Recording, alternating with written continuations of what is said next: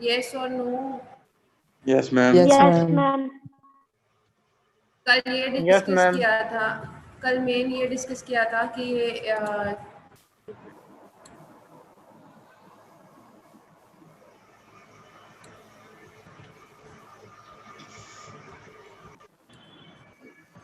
कि हम लोग जब शेयर के बारे में बात करी थी, बेंडिंग मोमेंट में हमारे मेन बार्स होने चाहिए जहाँ पे मैक्सिमम मोमेंट अकर कर रही होती है। फिर क्रिटिकल सेक्शन के बारे में डिस्कस किया था कि आपका क्रिटिकल सेक्शन जो है कहाँ पे लाई करता है, रीएनफोर्समेंट कैसे प्रोवाइड कर जाते हैं। 3 एलिमेंट्स को डिस्कस किया था, 3 जोन्स हमने यहाँ पे डिस्कस किए थे। पहला जो यहाँ वाला ये वाला सेक्शन जो आपका शेयर में क्रिटिकल था, इसके वहाँ पे फोर्सेस कैसे एक्ट कर रही हैं। ये मिड स्पैन वाला, बीच में जो स्पैन के ये वाला एरिया, इसको डिस्कस किया था। देन इन दोनों के बीच में जो एलिमेंट 1, इसको डिस्कस किया था। ठीक है कि इन तीनों एलिमेंट्स के अंदर किस तरह की फोर्सेस एक्ट कर रही हैं। जैसे कि साथ में कोई बताएगा थर्ड एलिमेंट पे कौन सी फोर्स मैक्सिमम होती है और सेकंड में? थर्ड में shear force, सेकंड में bending moment. हाँ, सेकंड वाला जाता है मिड स्पैन। मिड स्पैन में हमेशा हमारी बेंडिंग मोमेंट मैक्सिमम होती है।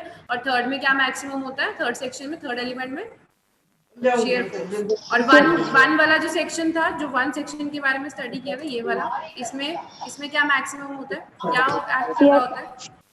shear force. इसमें शेयर फोर्स भी होती है, बेंडिंग मोमेंट दोनों होती है। दोनों। ठीक है, Bending moment maximum. Bending moment maximum मास इसमें होती है, मिड स्पैन वाले में होती है। ठीक है, क्योंकि क्या बताया था कि ये आपके ऐसे इधर अगर मान लो ये बीच में बीम है, अगर ये बीच में फिक्स्ड है या फिर सिंपली सपोर्टेड है, अगर इस पे लोड एक्ट करेगा तो ये इस तरह से बेंड हो जाएगी। ठीक है, तो बेंडिंग डिफ्लेक्शन यहाँ पे, बेंडिंग यहाँ पे ज्यादा हो रही है ना। और शेयर हमेशा मैक्सिमम कहाँ पे होते हैं? यहाँ पे देखो, ये इधर सपोर्ट सिस्टम होता है, ठीक है, और इधर एंड सपोर्ट्स होते हैं। तो यहाँ पे मैक्सिमम शेयर फोर्स इधर आते हैं कॉर्नर्स के ऊपर। बीच में दोनों बेंडिंग भी एक्ट करती है, शेयर फोर्स भी। आप लोगों ने शेयर फोर्स और बेंडिंग मोमेंट के बारे में पढ़ के नहीं आए हो क्या पहले? आई होप आप लोगों ने एएम में भी किया है इसके बारे में। एएम में तो चलो बिल्कुल एक इंट्रोडक्शन थी, एसएम तो पढ़ी है ना सबने, हाँ या ना? Yes, ma'am. तो उसमें share Yes, force ma'am. Bending moment diagram वगैरह नहीं पढ़ा था आप लोगों ने? पढ़ा था मैम। तो वहां पे आप लोगों ने शेयर का कंसेप्ट मैम नहीं समझ पढ़ा था, नहीं आ शेयर रहा का?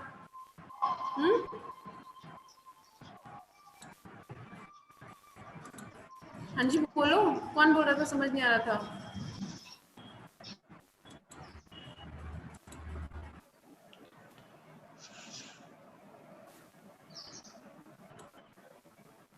चलिए आगे देखते हैं। कल ये डिस्कस किया था सेक्शंस, और फर्दर हम लोगों ने डिस्कस किया था कि हम लोग डायगोनल जो क्रैक्स होते हैं उसको प्रिवेंट कैसे करते हैं, वेज किस तरह के होते हैं प्रिवेंट करने के लिए। तो हम लोगों ने स्टडी किया था कि हमारे पास यहाँ तो स्टिरअप्स प्रोवाइड करते हैं, इंक्लाइन बार्स प्रोवाइड करते हैं, जिसको डायग्राम के थ्रू हमने यहाँ पे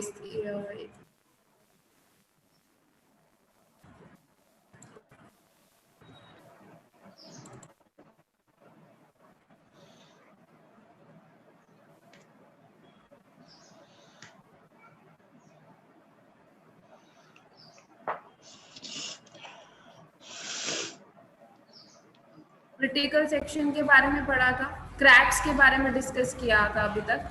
क्रिटिकल सेक्शन क्या बताया था? हम शेयर रीइंफोर्समेंट की बात करें, मेन रीइंफोर्समेंट तो हम लोगों ने स्टार्टिंग में एक इंट्रोडक्शन स्टडी करी। ठीक है, शेयर रीइंफोर्समेंट की बात कर रहे हैं कि मतलब मान लो सपोर्ट के साथ अगर कैंटिलीवर है तो यहाँ पे क्या होता है? Diagonal crack. इधर क्या होता है? डायगोनल क्रैक आ जाते हैं यहाँ। और कहाँ पे और कौन सा आप लोगों को क्रिटिकल सेक्शन होता है कि मान लो अगर ये बीम की डेप्थ डी है तो सर्टेन डिस्टेंस, मतलब इस फिक्स सपोर्ट से लेकर डिस्टेंस डी तक जो होगा वो क्रिटिकल सेक्शन होएगा। दूसरा क्रिटिकल सेक्शन बिल्कुल कहाँ पे लाई करेगा हमारा? जहाँ पे बिल्कुल क्या है, बीम जहाँ से हमारी स्टार्ट हो रही है। ठीक है, ये 2 क्रिटिकल सेक्शंस होते हैं जहाँ पे हम लोग को शेयर रीइंफोर्समेंट क्या करनी होती है, अच्छे से स्टडी करनी रहती है। नहीं वहाँ पे स्टडी क्यों करनी है? वहाँ पे हमें शेयर रीइंफोर्समेंट प्रोवाइड करनी है। अब हम चाहते हैं कि ये साइड पे यहाँ पे क्रैक ना आए, तो किस तरह से हम लोग, मैंने कल आप लोगों को बताया था शेयर रीइंफोर्समेंट के टाइप्स बताए थे। ठीक है, वर्टिकल बार्स, ये ऊपर वाले जो बार्स होते हैं इनको हम लोगों ने जिसने वीडियो देखी होगी उसको क्लियरली समझ आया होगा कि एनकोरेज बार्स, हैंगर बार, लॉन्गिट्यूडनल बार्स उन बार्स को बोलते हैं जो कि ऊपर कंप्रेशन में होते हैं। इस वाले जोन में, ऊपर वाले जोन वाले बार्स को एंकर बार्स, हैंगर बार, लॉन्गिट्यूडनल बार्स बोलते हैं। और जो बार्स यहाँ नीचे होते हैं ये हमारे मेन बार्स होते हैं, क्योंकि ये टेंशन जोन में होते हैं। कंक्रीट हमें पता है कि कंक्रीट हमारा कंप्रेशन में वीक होता है, टेंशन सॉरी कंप्रेशन में कंप्रेसिव फोर्सेस के अंदर स्ट्रांग होता है। एंड फर्दर जो नीचे वाली फोर्स, जो नीचे हमारी टेंशन एक्ट कर रही होती है, टेंशन मैक्सिमम होती है, वहां पे हमारा कंक्रीट वीक होता है, इसलिए हम नीचे जो रीइंफोर्समेंट होती है ज्यादा प्रोवाइड करते हैं इन कंपैरिजन टू ऊपर। तो हमने कल स्टडी किया था कि ये जो, अगर यहाँ पे मैं बात करूँ कि हमारे जहाँ पे क्रिटिकल सेक्शन, जहाँ पे हमारी मेन शेयर फोर्स एक्ट कर रही है, हम वहाँ पे शेयर रीइंफोर्समेंट प्रोवाइड करते हैं, ठीक है। जैसे कि अगर मैं क्रिटिकल सेक्शन की यहाँ पे बात करूँ, इधर यहाँ पे क्या होता है, इधर डायगोनल, इधर क्रैक्स आ जाते हैं, डायगोनल क्रैक्स आ जाते हैं, ठीक है। या फिर इस सेक्शन में यहाँ पे हमारे यहाँ पे इधर फ्लेक्सुरल क्रैक्स आ जाएंगे, ठीक है। या फिर डायगोनल क्रैक्स इंड्यूस होंगे, किसकी वजह से होंगे, क्रैक आ रहे हैं ना, ठीक है, किसकी वजह से, शेयर फोर्स की वजह से मैक्सिमम होते हैं वाले क्रैक। वर्टिकल क्रैक कहाँ बताया था, जहाँ पे बेंडिंग मोमेंट मैक्सिमम होगी, बिल्कुल जहाँ पे लोड लग रहा होगा उसके बिल्कुल उसी लोड के डायरेक्शन में वर्टिकल क्रैक बीम में आ जाता है। हमने ये डिफरेंट टाइप के क्रैक्स पढ़े थे। अब हम चाहते हैं क्रैक ना आए, ये स्पेशली डायगोनल क्रैक ना आए जो कि शेयर फोर्स की वजह से है, तो उसके लिए हम लोगों को क्या प्रोवाइड करना रहता है, उसके लिए हम लोगों को क्या प्रोवाइड करना रहता है, शेयर रीइंफोर्समेंट। और शेयर रीइंफोर्समेंट के हम लोगों ने टाइप्स पढ़े थे, कितने टाइप्स थे, कोई बताएगा किस तरह से हम लोग शेयर रीइंफोर्समेंट प्रोवाइड करते हैं? हाँ जी, कोई बताएगा?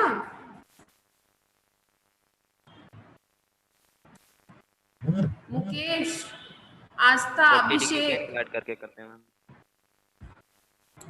हाँ जी, इंक्लाइन करके। तो क्या वर्टिकल बार्स नहीं प्रोवाइड करते? नहीं मैम, हॉरिजॉन्टल बार।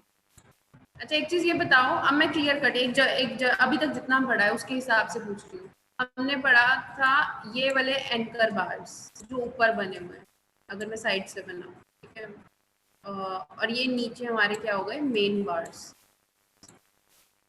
ठीक है। और यहाँ से मैंने, अगर ये मान लो 5 6, ठीक है, तो ये वाली मैंने इधर ऐसे बीच में ऑल्टरनेटिवली क्या कर देते हैं, हम लोग इधर से इसको घुमा देते हैं, ठीक है। तो जो ये ऊपर वाले बार्स होते हैं, मान लो ये वाले जो बार्स है, ये बीम में ये वाले बार्स है, ये मैंने ऊपर को अगर शो करूं, ये कौन से बार्स है, इनका नाम एंकर बार्स है, हैंगर बार है, लॉन्गिट्यूडनल बार्स है। क्यों प्रोवाइड करते हैं?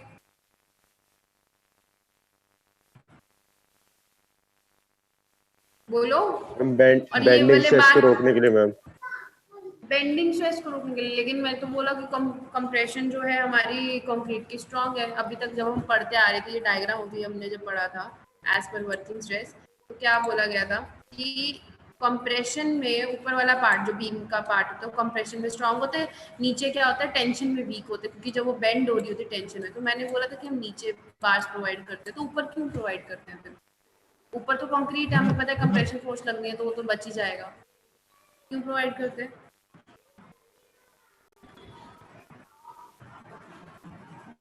मेन बार से कनेक्ट करने के लिए, ताकि उसका लोड ट्रांसफर हो सके। लोड, बिल्कुल सही आस्था, लोड ट्रांसफर हो सके। बेसिकली क्या है, आप सिर्फ ऐसे ही तो नीचे तो सरिये नहीं रख सकते ना, ठीक है। एंड मोर ओवर टेंशन में तो है ही है, लेकिन हम कंप्रेशन में भी क्यों करते हैं? देयर आर सम चांसेस कि अंडर कंप्रेशन भी ऊपर क्या पड़ जाते हैं, क्रैक्स आ जाते हैं, ठीक है।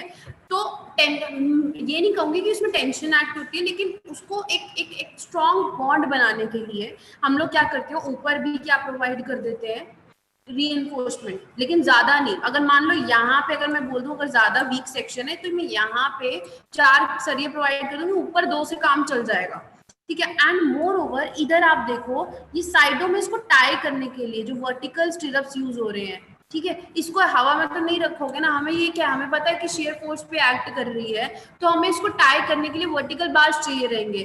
तो ये हैंगर की तरह काम करते हैं, इसके यहाँ से घुमा के इसको इधर हुक को बांध दिया जाता है, इसको यहाँ से घुमा के इधर हुक को बांध दिया जाता है, ये एक हैंगर की तरह ऊपर वाले बार्स एक्ट करते हैं, ठीक है। तो हम लोग ऊपर मेन प्रोवाइड कर देते हैं आप लोग के लॉन्गिट्यूडनल बार्स, लेकिन नीचे मेन बार्स क्यों बोलते हैं? क्योंकि नीचे हमारा कंक्रीट जो है वो टेंशन में वीक है, हम चाहते हैं टेंशन जब वो बेंड हो रहा है उसमें क्रैक ना आए, दोनों सेफ लिमिट में रहे, इसलिए हम नीचे बार्स प्रोवाइड करते हैं। अब ये जो ये वाले बार्स हम बना रहे हैं, ये वाले, ये क्यों प्रोवाइड कर रहे हैं? ये वाले क्या पर्पस है इनका इन वर्टिकल बार्स का? अगर मैं पूछूं पेपर में आ जाए what is the purpose of vertical bars, तो क्या बताओगे, क्या पर्पस है इसका? बोलो। कनेक्ट करने के लिए मैम, मेन बार क्या को और करने के हैंग लिए? को बच्चे कनेक्ट हैंग तो करने कर के रहे लिए। हैं, कनेक्ट करने के लिए एक फंक्शन तो यही है। अभी ये चैप्टर किसका पढ़ रहे हो? इतनी राम कथा किस चीज की पढ़ रहे हो? उसके लिए प्रोवाइड करते हैं ना, किस चीज के लिए बताओ? कल पूरा समझाया है। किसके शीयर लिए? फोर्स के लिए, शीयर फोर्स के लिए। शियर फोर्स रीइंफोर्समेंट के लिए। क्योंकि जो साइड में जो कल हम लोगों ने क्रैक्स के टाइप्स पढ़े थे, पहले लेक्चर में भी मैंने सबसे पहले क्रैक के टाइप बताए थे, बीम में कितने टाइप के क्रैक होते हैं। अगर मैं चाहती हूँ कि वो क्रैक्स ना आए, ठीक है, रीजन मतलब मैं चाहती हूँ कि क्रैक्स ना आए फर्दर और ज्यादा मेरा सेफ लिमिट में रहे, वहां पे उनको और स्ट्रॉन्ग करने के लिए हम लोग वर्टिकल बार्स लगा के शियर फोर्स के अंदर ये क्या हो जाए, स्ट्रॉन्ग हो जाए। ठीक है, और ये वर्टिकल बार होगा, और एक हमने स्टडी किया था इंक्लाइंड बार और बेंट अप बार।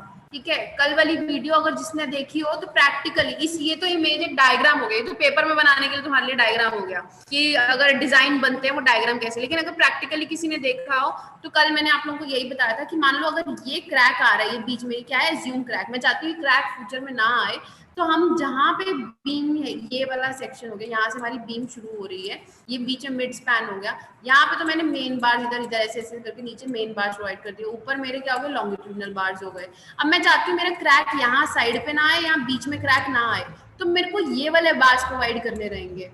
कौन से वाले बार्स? ये वाले बेंट अप। ये बेंट अप बार क्या होते हैं कि मान लो ये नीचे वाली बार आपकी मेन बार जा रही है, मेरे को कॉर्नर में बेंडिंग मोमेंट नहीं होती है, बेंडिंग मोमेंट मैक्सिमम का होती है बीच में होती है, तो ये जो बीच में एक्स्ट्रा मेन बार होते हैं ना, इसको चक के इधर ऐसे ऊपर घुमा देते हैं, ये इधर ऊपर को बेंड कर देते हैं, वो हमारे क्या होती है, कौन सी बार होती है, बेंट अप बार। जो मेन नीचे रीइंफोर्समेंट आ रही थी उनमें से जो मेरे को साइड में नहीं चाहिए थी, क्योंकि बेंडिंग बीच में मैक्सिमम है, नीचे में हम मैक्सिमम सरिया प्रोवाइड करते हैं, तो अब मेरे को शियर में उसको स्ट्रॉन्ग बनाना है, क्योंकि शियर में क्या होगा, साइड से बीम यहाँ पे बेंड होगी, तो ये अंदर टेंशन होगी, तो मैं चाहती हूँ कि ये मेरी चीज स्ट्रॉन्ग हो, इसलिए मैंने यहाँ यही वाला सरिया ऊपर घुमा दिया।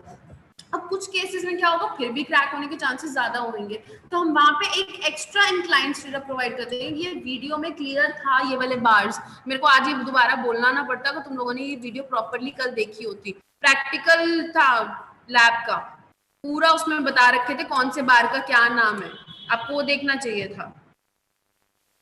ठीक है, यही बस ये की मेन बेसिक चीज थी जो आप लोगों के साथ मैंने अभी कल डिस्कस करी थी। आज जो मेरे को आप लोगों के साथ डिस्कस करना था, दैट इज हमें अब करना है डिजाइन, डिजाइन के बारे में स्टडी करना है।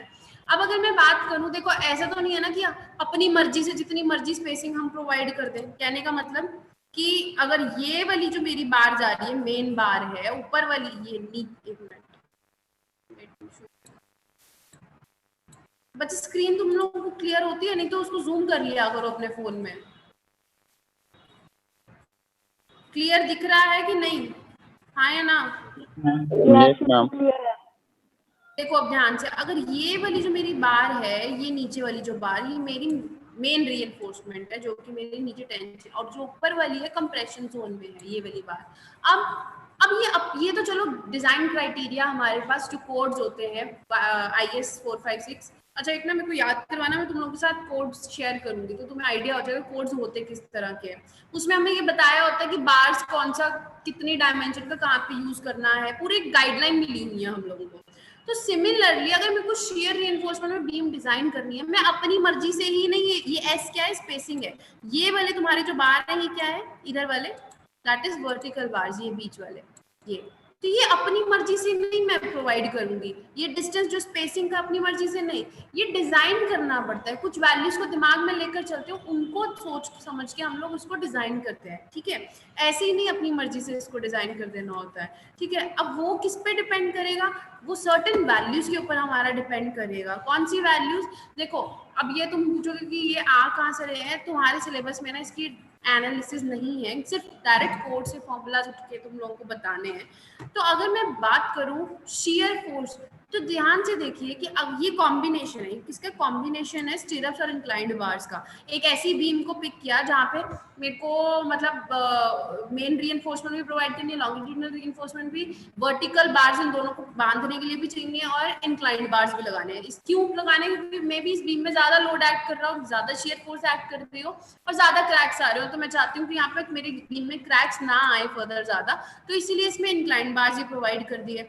अब डिजाइन क्राइटेरिया कितने एंगल पे प्रोवाइड करना है, ये एस स्पेसिंग, मतलब स्पेसिंग यहाँ पे किस चीज की बात हो रही है कि अगर मैं बात करूं एक वर्टिकल बार इसको बांधने के लिए यहाँ पे यूज करी, एक वर्टिकल बार यहाँ पे यूज करी, तो अब इसका मतलब ये नहीं है कि यहाँ इधर इसकी जो स्पेसिंग है वो डिफरेंट होगी और यहाँ पे इसकी स्पेसिंग कोई और होगी, ऐसा नहीं है। तो ये एस स्पेसिंग है वर्टिकल बार्स की स्पेसिंग की, मतलब अगर सरिया इधर है और इनको हम यहाँ पे बांध रहे हैं तो इनके बीच की जो डिस्टेंस होएगा, स्पेसिंग होएगी, वो पूरी कांस्टेंट होनी चाहिए सारी जगह पे, अपनी मर्जी से नहीं डिसाइड करते हैं, ये हम डिजाइन की मदद से डिसाइड करते हैं। डिजाइन अब सर्टेन वैल्यूज पर डिफाइन होएगा ये डिजाइन वैल्यू भी, ठीक है। इससे पहले एक चीज ये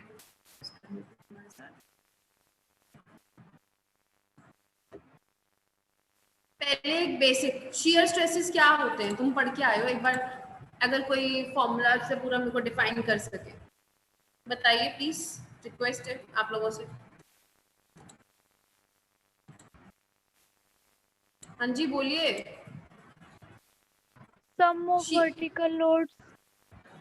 हाँ जी, सम ऑफ वर्टिकल लोड, सही बोल रहे हो, ठीक है। लेकिन अब अगर मैं इसको और डिटेल फॉर्म में बोलूं कि अगर हम बीम्स को स्टडी करें तो बीम्स के बारे में बात करते हैं कि अगर ये बीम है, अगर मैं बोलूं यहाँ पे पॉइंट लोड एक्ट कर रहा है, तो तुम लोगों ने रिएक्शंस पढ़े थे, रिएक्शंस का मतलब क्या था, और यहाँ पे मैंने अगर यहाँ पे कोई कॉलम लगा दिया, यहाँ पे कोई दीवार है जिसके ऊपर ये बीम लाई कर रही है, अगर एक लोड W यहाँ पे एक्ट कर रहा है तो क्या बताते थे कि ये वाली जो कॉलम होते हैं इस बीम को क्या कर रहे होते थे, सपोर्ट कर रहे होते थे, तो इसका अपोजिट डायरेक्शन में रिएक्शन लगता था। अगर सेंटर पे लोड है तो ये W/2 होती थी वैल्यू, यहाँ पर भी वैल्यू क्या होती है W/2, क्योंकि ऊपर वाले लोड को हमें हमेशा पता है कि इक्विलिब्रियम क्या होता है, अटेन होता है, तो जो लोड ऊपर एक्ट कर रहा है उसको बैलेंस करने के लिए, ताकि हमारा स्ट्रक्चर क्या है स्टेबल रहे, उसको बैलेंस करने के लिए हम लोग क्या करते होते थे, एक और मतलब नीचे सपोर्ट रिएक्शंस लगाते होते थे। अगर यहाँ से देखो यहाँ पे ये रिएक्शंस लगते होते थे, ठीक है। अगर ऊपर W लोड एक्ट कर रहा होता था तो उसको सपोर्ट करने के लिए भी इनको जो कॉलम की फॉर्म में रिएक्शन लगते होते थे। तो शियर स्ट्रेसेस क्या होते थे, इन वर्टिकल एक डायरेक्शन से, अगर आप लोगों को याद हो, अगर आपने न्यूमेरिकल सॉल्व किया एक डायरेक्शन से शुरू हो जाते थे, तो उसका जो सम होता था वो वर्टिकल लोड्स का सम होता था, उसको शियर स्ट्रेसेस बोलते हैं। या फिर अगर शियर फोर्स की बात करूं, शियर फोर्स बोलते थे। तो शियर स्ट्रेसेस की बात करूं तो अगर एक बीम का सेक्शन जिसकी विड्थ B है और जिसकी डेप्थ यहाँ पे D है, तो एरिया क्या हो गया, क्रॉस सेक्शनल एरिया क्या हो गया, B/D, ठीक है। और अब मेरे को ये पता है कि यहाँ पे जो लोड एक्ट कर रहा है दैट इज W/2, ठीक है। अगर एक सेक्शन की बात करूं तो अगर मेरे को इस सेक्शन पे, यहाँ पे इसके हाफ सेक्शन पे मेरे को पता करना है कि इसके क्रॉस सेक्शन पे शियर स्ट्रेस कितनी लगी, स्ट्रेस का फॉर्मूला क्या होता है, लोड अपॉन एरिया, ठीक है। क्या होता है, लोड अपॉन एरिया। तो यहाँ पे जो लोड की वैल्यू क्या है W/2, एरिया क्या हो गया B/D, मतलब क्रॉस सेक्शनल एरिया। तो vertical shear force does not act alone but horizontal shear force acts too. एक चीज हमेशा याद रखना कि जब भी वर्टिकल शियर फोर्स एक्ट कर रही है तो उसका इफेक्ट वर्टिकल शियर स्ट्रेसेस का भी होता है, हॉरिजॉन्टल का भी इफेक्ट होता है। तभी तो यहाँ पे क्रैकिंग आ रही थी ना कॉर्नर पे, लोड तो यहाँ पे लग रहा था, वर्टिकल लोड यहाँ पे लग रहा था, लेकिन उसके ऊपर हॉरिजॉन्टल क्रैक्स भी आ रहे थे, ठीक है। और अगर अब और इसको डिस्कस करें, यहाँ पे ये कल मैंने डिस्कस कर दिया था वैसे। अब आपको अगर मैं ये फॉर्मूला आप लोगों ने डिराइव SM में किया है कि नहीं दैट आई डोंट नो, लेकिन ये एक जनरल हमारे पास फॉर्मूला आता है। अगर आप मेरे को बीटेक का याद है क्योंकि ये फॉर्मूला पूरा डिराइव किया होता, तो अभी मैं इन जनरल बता रही हूँ। जो एक्चुअल हमारे पास शियर स्ट्रेस का फॉर्मूला आता है ना, दैट इज शियर स्ट्रेस को तो आप सबको पता होगा, हम टॉ से डिनोट करते हैं, इस सिंबल को क्या बोलते हैं, टॉ बोलते हैं। V हमारा क्या हो जाता है, टोटल शियर फोर्स हम बोलते हैं, जो एक सेक्शन के ऊपर एक्ट कर रही थी उसको हम V से डिनोट कर देते हैं, ठीक है। मतलब शियर स्ट्रेस का फॉर्मूला बता रही हूँ जो आगे हम यहाँ पे यूज करेंगे। ओवरऑल ये नहीं यूज करेंगे, लेकिन एक शॉर्ट फॉर्मूला यूज करेंगे, बिल्कुल उसको शॉर्ट कर दिया गया फॉर कैलकुलेशन पर्पस। लेकिन ये फॉर्मूला हमारा एक्चुअल में डिराइव होता था। यहाँ पे क्या था, शियर स्ट्रेस, इससे डिनोट करते हैं टॉ से। ये हमारा क्या हो गया, यहाँ पे टोटल शियर फोर्स हो गया एक सेक्शन पे जो एक्ट कर रही है। I से हमारा मोमेंट ऑफ इनर्शिया, B हमारी विड्थ हो गई बीम की, और A इंटू वाई बार क्या हो गया, मोमेंट ऑफ एरिया हो गया, ठीक है। ये हमारा शियर स्ट्रेस का एक जनरल फॉर्मूला आ जाता है। लेकिन अब आगे और इसको डिस्कस करें यहाँ पे कि नॉमिनल शियर स्ट्रेस क्या होता है। आपके पास एक टर्म आती है यहाँ पे,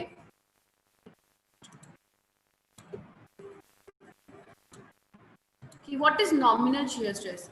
IAS 456 ने क्या बोला कि दो वैल्यू दी हमें शियर स्ट्रेस की, एक दी नॉमिनल शियर स्ट्रेस, ठीक है, Q से डिनोट कर देते हैं, या फिर टाउ V से बेसिकली नॉमिनल शियर स्ट्रेस को हमारे कोड्स में डिफाइन किया गया है, ठीक है।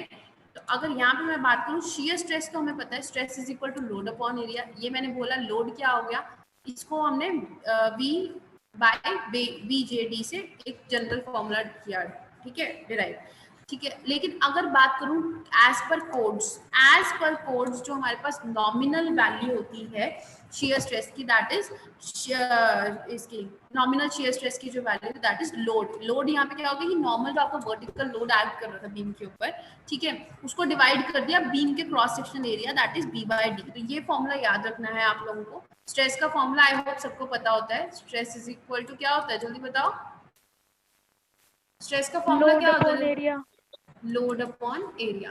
तो अगर एक बीम की बात कर रहे हैं, बीम के ऊपर लोड एक्ट कर रहा है W, तो W अपॉन एरिया, जो भी उसका क्रॉस सेक्शनल एरिया होगा, ठीक है। लेकिन अब अगर मैं यहाँ पे बात करूँ, यहाँ पे हम लोग बीम की केस की बात कर रहे हैं, तो यहाँ पे जो V है वो हमारा क्या है, आप लोगों का जो नॉर्मल जो आप लोगों को शियर फोर्स एक्ट कर रही है, क्योंकि हम शियर स्ट्रेसेस की बात कर रहे हैं तो हम शियर स्ट्रेसेस कंसीडर करके चल रहे हैं, ठीक है। तो V/BD से इसको हम लोगों ने लेकर चले हैं। ये वैल्यू क्या होगी, ये जो V/BD की जो वैल्यू, ये सिर्फ बीम के लिए है, जहाँ पे उसकी बीम की जो डेप्थ है यूनिफॉर्म है, चेंज नहीं हो रही। अब यूनिफॉर्म डेप्थ से कहने का मतलब क्या है, ये यहाँ से लेकर यहाँ तक जो वैल्यू है ये कांस्टेंट है D की।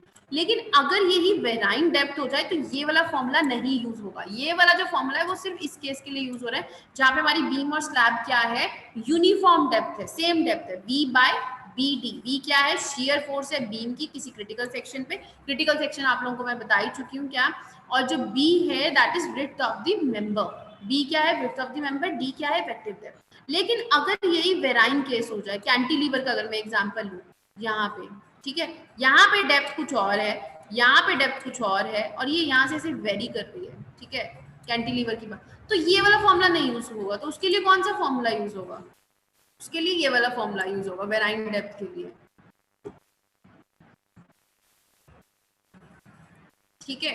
वेराइंग डेप्थ के लिए कौन सा फॉर्मूला यूज होगा, शेयर के लिए, शेयर स्ट्रेसेस के लिए डिनोट टाउ V से ही करेंगे। लेकिन इस केस के लिए, कैंटिलीवर के केस के लिए, वहां पे हम बेंडिंग मोमेंट का कंसेप्ट बीच में ले आते हैं। जो फॉर्मूला हमारे पास कोड्स में गिवन है, मैं कोड शेयर करूंगी, आपको बकायदा पेज नंबर बता दूंगी कि शेयर के बारे में कोड्स में कहाँ पे लिखा हुआ है, तो आपको समझ आएगा कि ये सब जो बातें मैं आप लोगों को बता रही हूँ ये कहाँ से आई हैं। ये हमारे इंडियन स्टैंडर्ड कोड्स में लिखी हुई हैं, जैसे कि आपको उसको फॉलो करना होता है। अब इसके बारे में एनालिसिस तो साइंटिस्ट ने कर दिया, उन लोगों ने, उसके बाद अगर कोई न्यू एडप्ट होते हैं, कोई न्यू रिसर्च होती है, तो फॉर्मुलाज नए डिराइव होते हैं। तो हमें जब भी एक स्ट्रक्चर इंजीनियर को स्ट्रक्चर डिजाइन करना है, उसका काम डिजाइन करने का है, उसको एक गाइडलाइन मिल जाती है, तो वहां पे ये हम लोग को गाइडलाइंस में ही फॉर्मुलाज मिले हुए हैं। नो डाउट इसके डेरिवेशंस है, लेकिन डिप्लोमा में उनकी डेरिवेशंस का आप लोगों को कोई लेना देना नहीं है। आप लोगों से फॉर्मूला से आपको पता होना चाहिए कि जो ऊपर वाला फॉर्मूला मैंने आप लोगों को बताया, tau is equal to V/BD, वो कहाँ पे यूज हो रहा था, जहाँ पे सेम डेप्थ की बीम थी, जहाँ पे बीम की डेप्थ वेरी कर रही है, मतलब यहाँ पे डेप्थ ज्यादा है, यहाँ पे कम है, वेरी कर रही है ना, ठीक है, वहां पे फॉर्मूला क्या यूज हो जाएगा, V plus minus M tan beta by D/BD। अब आप यहाँ पे पूछोगे M क्या है, M हमारा बेंडिंग मोमेंट है, बीटा क्या है, एंगल है हमारा, मतलब ये वाला एंगल है हमारा टॉप और बॉटम के बीच में, कितने एंगल पे इसका मतलब वेराइंग डेप्थ कितने एंगल पे है, दैट इज बीटा, ठीक है। ये वाला फॉर्मूला हम लोगों का यूज, अब ये प्लस माइनस क्या है, डिपेंड करता है कि बेंडिंग मोमेंट आपका इंक्रीज कर रहा है अलोंग दी मतलब डायमेंशन ऑफ द बीम, यहाँ पे अगर यहाँ पे लिखा होगा मैंने, ठीक है, या फिर वो डिक्रीज कर रहा है, वहां पे प्लस माइनस का साइन होता है हमारे पास, ठीक है। तो ये दो फॉर्मुलाज हमारे जनरल नॉमिनल, बच्चे बताती हूँ, ये मैं ना आगे जैसे अगर मान लो आपका बेंडिंग मोमेंट की वैल्यू पे डिपेंड करता है, अगर क्लॉकवाइज है, आप लोगों ने कन्वेंशनल साइन पढ़े होंगे ना, अगर डाउनवर्ड डायरेक्शन में क्लॉकवाइज है, क्लॉकवाइज लेकर चल रहे हो, साइन कन्वेंशन के ऊपर है ये, ठीक है, बेंडिंग मोमेंट एक्सीड कर रही है अगर इन क्लॉकवाइज डायरेक्शन, तो मैं उसको पॉजिटिव लेकर चल रही हूँ, अगर सॉरी उसको पॉजिटिव लेकर चल रही हूँ, अगर एंटी क्लॉकवाइज लेकर चल रहे हैं बेंडिंग मोमेंट को, तो उसको नेगेटिव लेकर चल रहे हैं। तो इट डिपेंड्स अपॉन कि आपकी कौन सी डायरेक्शन में, प्लस माइनस की वैल्यू उस पर डिपेंड करती है, ठीक है। एक मिनट, इसका मैंने नोट बनाया होगा, बट लेकिन ये फॉर्मूला मेन आपको पता होना चाहिए कि कैंटिलीवर यहाँ पे, जहाँ पे नॉट ओनली इन कैंटिलीवर, ऐसी बीम जहाँ पे डेप्थ हमारी ऊपर नीचे वेरी कर रही है, वहां पे ये वाला फॉर्मूला आप लोगों को माइंड में याद रखना है, ठीक है, नॉट दिस वाला। ये वाला केस हमारा बेसिक बीम्स का है, जहाँ पे tau we equals to VBD वाला यूज किया हुआ, जहाँ पे हमने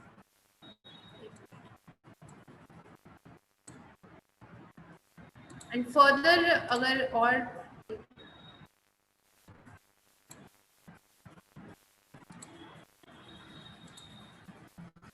अब फर्दर हम अगर बात करें दोनों केसेस की, जहाँ पे हम लोगों को अब डिजाइन की बात करें, हम लोग शियर स्ट्रेसेस के बारे में पढ़ लिया, शियर रीइंफोर्समेंट के बारे में पढ़ा, उनकी टाइप्स क्या हैं।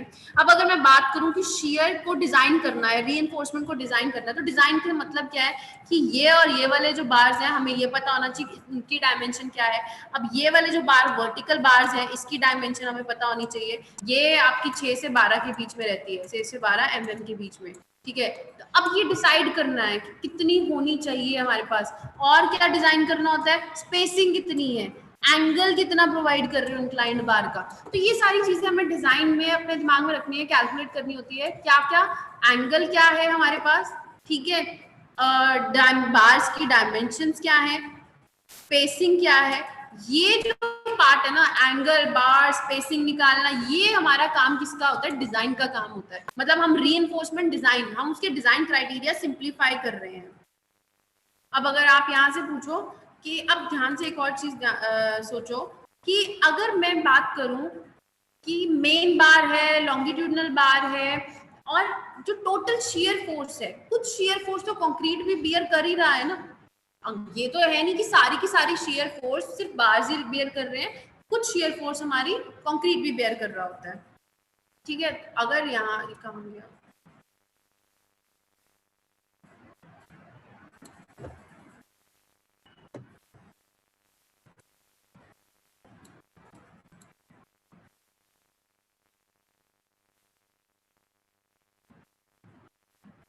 तो देखो अगर हम बात करें शियर रीइंफोर्समेंट की, तो शियर रीइंफोर्समेंट में कोड्स ने हमें दो टर्म दी, एक दी टाउ वी जिसको बोलते हैं नॉमिनल शियर स्ट्रेस, और एक दी टाउ सी जिसको बोलते हैं अलॉयबल शियर स्ट्रेस। अब नॉमिनल और अलॉयबल का मतलब क्या है, अलॉयबल शियर स्ट्रेस वो है जो हमारी बिल्डिंग क्या करेगी,